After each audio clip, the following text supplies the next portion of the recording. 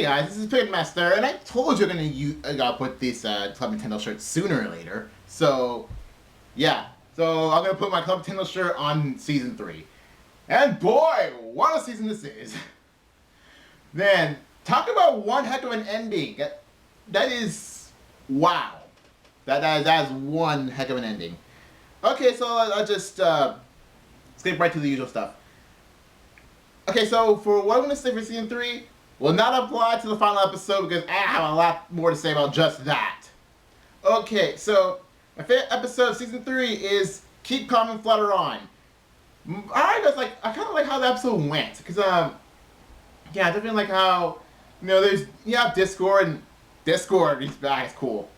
And then like he has Celestia wants him to be informed, and since Discord is Discord. Like, someone gotta keep him in check against Yo's Fluttershy because who better? Because apparently everyone else really doesn't trust Discord. But definitely like how the episode went. I'm just gonna leave it at that because I have more to say about that one episode. Now, my least favorite episode. Okay, so before I get to that, since I know that season 3 has is half as long as the other seasons, but let's just say there's 2 episodes in particular. It's like really groan worthy. I think it is like definitely one of my least favorite episodes of the whole show. It's Spike at Your Service. I'll just pick that one because that episode is really groan worthy, as I've said, because it's pretty much like, oh god, it's one of those episodes. It's person A saves person B's life, so person B will want to do what basically be kind of life service to person A. Person A being Applejack, person B being Spike. And that's really grown with because I've seen a lot of shows with this, and it's really just bores me to death. It's actually one of the few episodes that actually do end up skipping most of the way through because I know what's gonna go. In that okay, so Applejack saves Spike's life from Timberwolves, which by the way have freaking awesome animations. Yeah, like freaking the animation differences between the Timberwolves and everything else in the show is really easily noteworthy. It's like they use like 3D animations opposed to Flash. It's wow. I would never see that coming, but it was pretty great animation there. I gotta admit that's pretty good. That's one thing I have good about that episode. At least they have pretty good animation with the Timberwolves. Anyway, so Applejack saves Spike's life from Timberwolves. Spike basically because of life turns Applejack, and guess what? Spike sucks. Spike sucks at doing stuff Applejack normally does.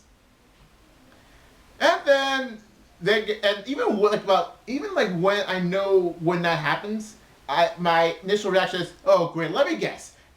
Applejack somehow fakes her life being threatened, Spike had to save her. And guess what happened? Except that, again, let's have that credit, because to this episode's credit, Spike actually figures out very quickly that she's faking it, and then happens for real. You know, I would kind of like this episode a bit more if, Spike, knew this was fake all along, and then, nothing else happens. But, yeah, it's just, went into the obvious. It just went to the obvious, then, for a moment, it was just something interesting, and then, for, a few seconds later, back to the obvious. It sucks. And that's the one thing I find that episode, the kind of subtle moment that I like, but I'll get to it. And the other episode is Games Ponies Play. Oh boy, this episode is another episode that I actually do skip a lot of. Like with the Spectator Service, this episode, I skipped a whole lot of. Mostly because of, basically the first way through, I just might as well just say for a bit. So the main ponies went to the Crystal Empire, which, by the way, now that I think about it, the place is called the Crystal Empire, and since Cadence and Shining Arm essentially rule the place, wouldn't they be called Emperor and Empress? I'm just saying. But then again, I heard from the wiki that Celestia was supposed to be a queen, however Hasbro decided not to, so executive meddling, I guess. So I guess in this case also executive meddling. Anyway, so they rule the place. So and they want to host the Equestria Games, which I assume is the Olympics, but with ponies. Which, by the way, they didn't show much of. I kind of want season 4 to show that. So they show like what's in the Equestria Games. But again, I'll say that. Anyway, so some sort of instructor, was supposed to come to the train. However, it comes earlier than usual. And then from right there, when you know it's like, oh, hey, like we see the instructor, right? Literally instantly, where I saw the instructor, I was thinking, this is the wrong one. And surely enough, it was the wrong one. Why am I not surprised whatsoever? And so I skipped through most of the episode, literally knowing what's going to happen, and just And when the real one like really just got sick of it and decides, you know what, let's go host the games there, and because of the one random person who everyone thought was the instructor told her stuff, but whatever. It was obvious. Actually, it's one of the very few episodes that I actually skipped most of the way through because I knew it was gonna happen. It's wrong-worthy. Yeah. Also, another reason why I don't like this episode is because I don't know, but it doesn't deserve to be the second to last episode. So, yeah, it's kind of cool that it's actually a quote-unquote two-parter. Not really a two-parter, but in that like there's like the main pony's going to Crystal Empire and figure out stuff with the instructor at the same time in different episodes. Spike and the main pet and the main pets, trying to do stuff because Spike wants to take care of the rest of the pets. I don't know. It made Angel awesome though, but enough of that. It just it doesn't deserve to be second to last episode. Maybe the third to last episode, maybe, but not the second to last. If Keep Calm Flutter Along was the second to last episode, I would probably enjoy it more because it's leading. I don't know. It might lead up to the actual ending, which of course we'll talk about later. All right, that's enough for one of my favorite episodes, not including the last one. Favorite character. To be honest, I know this is weird, but for some reason I like Babs Seed. I don't know why. It's like she's not as annoying. Like with the CMC, they're all pretty annoying, but with Babs Seed, it's like kind of okay, sure. Especially near the end of the episode, Applejack says that she was bullied, like she was bullied, so she wanted to get away from everything. That kind of gave good sentiment. I kind of like it. So kind of like the fact that she was bullied. And, she's trying to get away from the bullying, but she ends up being a bully herself. And which makes the CMC kind of bullies. Wow. Granted, yeah, it's a pretty decent episode. I forgot what I was going to say. Oh, yeah. Noah was never bullied. Maybe once I was bullied, but that was a short event in elementary school. So I was pretty young. I was pretty young in 5th grade. I got bullied once, and then in the long run, didn't not much of a deal. I mean, I never got bullied in high school. Heck, I was practically respected in high school. I was practically respected. But, yeah. Well, anyway, that's what my most hated character. To be honest, I thought long and hard who my least favorite character is. But I'll tell you, it's not Lightning Dust. Because Lightning is actually pretty kind of interesting. It's basically Rainbow Dash, but without the loyalty. Because I remember saying in the S2 video that Rainbow Dash has gotten more awesome and less her loyal factor. Lightning is basically this much awesome and zero loyalty. She doesn't care about anyone. It's kind of what Rainbow Dash could have been. So I kind of like this character because it's basically what Rainbow Dash never was always acting the way she does in S2.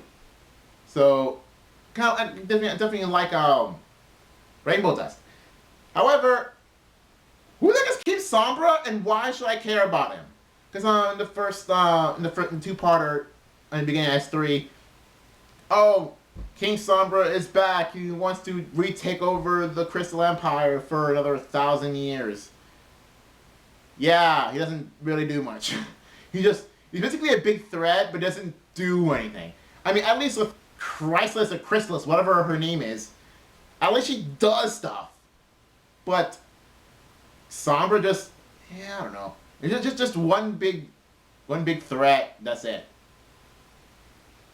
You know, like I got a lot of, speaking of, I got a lot of like theories on this show. That's especially with the whole 1,000 years of Crystal Empire never been seen on maps or whatever been seen ever, and all of a sudden Cadence is there already. Which makes me think of a lot of things, but I don't know. I want to reserve that for another video. I don't know if it's gonna be on my channel or I don't know. But anyway, next different thing. My favorite moment. Okay, definitely remember to keep Conflutter on. Not only has like, a good episode overall, but it also has a good moment. I think that's a very good moment. Essentially is Discord's epiphany. I'm Discord, the master of chaos. You think you can boss Discord around? You think I'm just going to turn all this back because you say so? Because if I don't, I'll lose the one friend I ever had?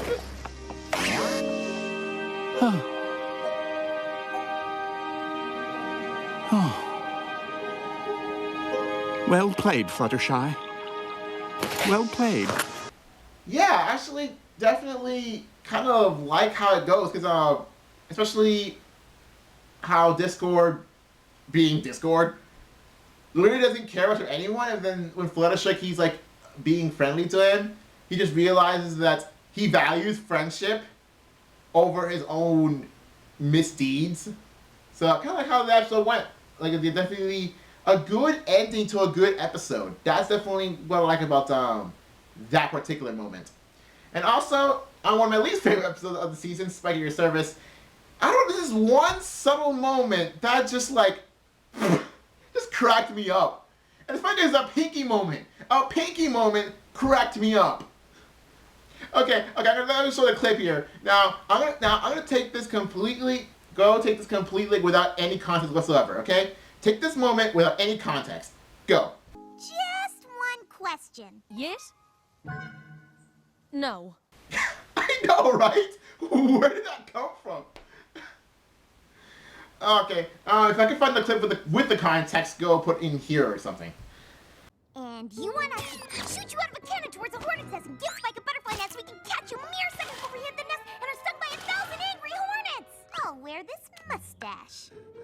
No. So yeah, the mustache moment.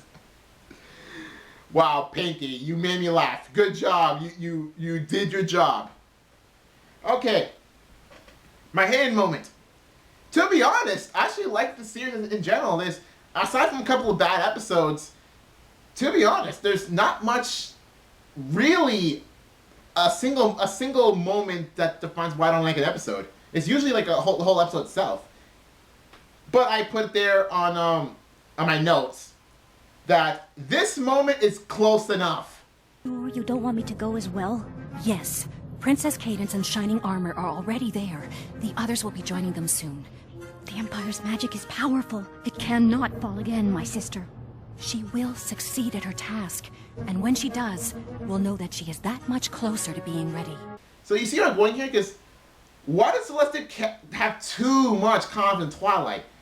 It's kind of funny because it leads to another theory of mine about the show. Which I'm going to just say now. I have this theory that Celeste can predict the future. And here's the thing. Why would Celestia not send backup? Like, Luna's well aware that this is a stupid idea, just sending Twilight, your student, to deal with this big threat of Sombra, which is not really a threat because it doesn't do much, but you get the idea. But, and then the look Luna has when you look at Twilight is, so the fate of the world lies in this. Really? Wow. It's just like, it makes sense, right? I mean, when you see a huge threat going on, who would you rather send? The best best backup or best army you could ever think of, or those one person that you think would do has the good potential but is not exactly trained in dealing with this stuff. That's what I was hated moment in that. Selleck has way too much confidence in Twilight. Granted the ending, but still. Okay, my favorite song. This was actually quite hard to do because again, like since it's 13 episodes, there aren't that many songs. The majority of which are in the last episode. So, without talking about the last episode, my favorite song is Babseed, but not by much. Because, I don't know, I find the rest of the songs pre the final episode kind of meh. Either kind of meh or kind of not interesting whatsoever. I mean, granted, the Battle of the Crystal Empire is okay, I guess, but But definitely Babseed, but not by much. Kind of odd because it's them three that sang the song. Okay, that's much all I'm gonna say about season 3 as it is. Now to the final episode. Boy, what a final episode this is! Wow. So I have way too much to say about the final episode. So the final episode itself has a favorite moment, least favorite moment, and favorite song, etc. So it is my favorite moment in the last episode. Just put the clip in. Rainbow Dash! I'm in here! Help! I'm trapped! The animals want to eat Rainbow Dash. I'm sorry, but that alone is hilarious. Just like, where did this come from? Where did that come from? Right? It's just hilarious. Okay, and then my most hated moments. Mostly also kind of ties in with the song that it goes with it, but the first song in the episode, it just doesn't make any sense. To be honest, like, so Twilight is a bookworm who trying to learn too much magic, trying to learn magic, the best magic, whatever, and all of a sudden she talks about how great her town is. Kind of random, like granted it's the final episode, but again, it still doesn't make any sense considering Twilight's character. But whatever. But not the song, but how the sequence actually goes, like how the sequence goes. Just I don't know, it doesn't suit Twilight at all. But then again, in another episode, the Wonderful Academy, Pinkie Pie just goes absolutely Twilight insane. Yeah, Twilight levels of insane. Like, oh, what if this happens? What if this happens? This happens, that happens, that happens, that happens. That's Twilight's personality, not Pinkie's. But whatever. Last episode. It definitely, yeah, I got the idea. I don't like the initial songs, the initial sequence of that first song. And my favorite song is, this is an odd one for you. What My Cutie Mark Is Telling Me. I don't know why, I kind of like this song. Again, leads to another theory of mine for the show. See, this season fans gives me a lot of theories. I'm going to tell you this theory. That, are cutie marks really a blessing or a curse? Because, basically you're cursed with giving yourself a specific skill set depending on your own personality. And if that skill set has been changed to reflect the opposite of your personality, which by the way, I kind of like how the cutie mark swap was actually perfect to make it literally the opposite of the characters. Like, for example, Rainbow Dash gets Fluttershy's cutie mark, which makes it sense that Fluttershy has to be, calm, collected, and try to, be nice to the animals. Rainbow Dash is nothing like it. And then there's Rarity with Rainbow Dash's cutie mark.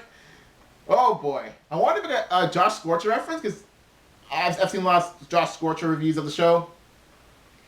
And it basically says Unicorn Master Race. So it's essentially Unicorn Rarity doing Rainbow Dash's job of keeping with the weather.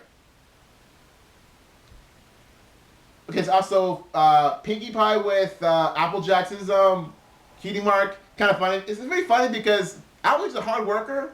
Pinkie Pie is anything but. And then there's Fluttershy with Pinkie's cutie mark, and you all know Fluttershy's personality, and Pinkie's nothing the same. And then there's Applejack with Rarity's Cutie Mark. It's kind of funny because Applejack doesn't know anything about fashion and she has to work with it. That's kind of like how the swap goes. So yeah, it's definitely quite interesting. So, and as I was saying, yeah, I don't know whether or not if the Cutie Marks are a blessing or a curse. Because especially if it's like Cutie Mark swapped, then it'd probably be a curse. I mean, the person's personality is still there, but the Cutie Mark's telling something else. This is what I like about the song actually, in that it makes you wonder whether or not it's essentially a curse or not, or if it's really worth it. Or just because you have a Cutie Mark, is it really worth having the skill set? Okay, so, and definitely a lot of the things from the last episode. Like for example, the.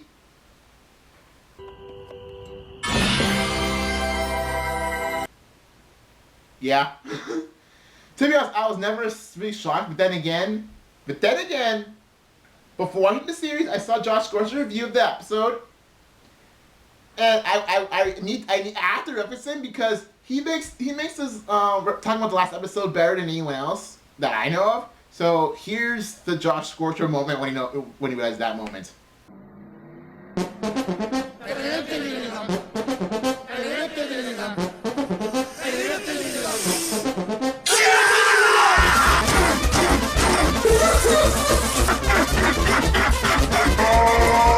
It's fine. We'll be fine.